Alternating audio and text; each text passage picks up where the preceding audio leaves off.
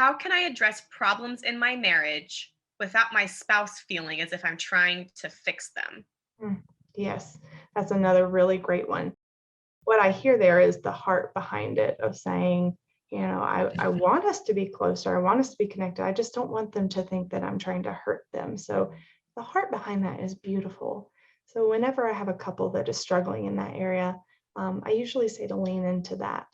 If you speak from the heart about the connection you're missing and the part of the relationship that you're longing for more with them, it doesn't become about the problem. It doesn't become about like you didn't wring out the sponge before you put it back in the sink again, and you threw the dirty clothes in front of the hamper instead of in the hamper. And, you bothered me when I came home from work, and I like to decompress.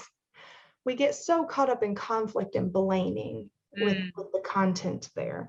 And it's never about the content.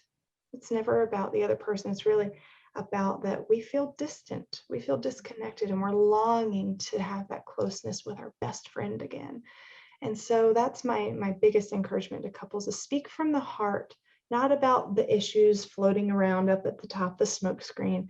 Go down to like how it feels to be disconnected of what's happening, and maybe even saying, if this is for a couple that hasn't even initiated therapy together yet or these conversations, maybe even saying, rather than, hey, you do this all the time and it bothers me, so I think we need therapy.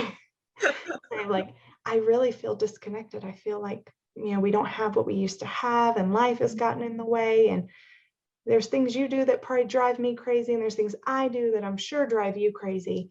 You know, would you be willing to try to bring ourselves back together to that place we used to be at, so that these problems don't get in the way? So not speaking to the content and pointing a finger and blaming, but just speaking from the heart and recognizing that it's really about missing that person that you love and long for again.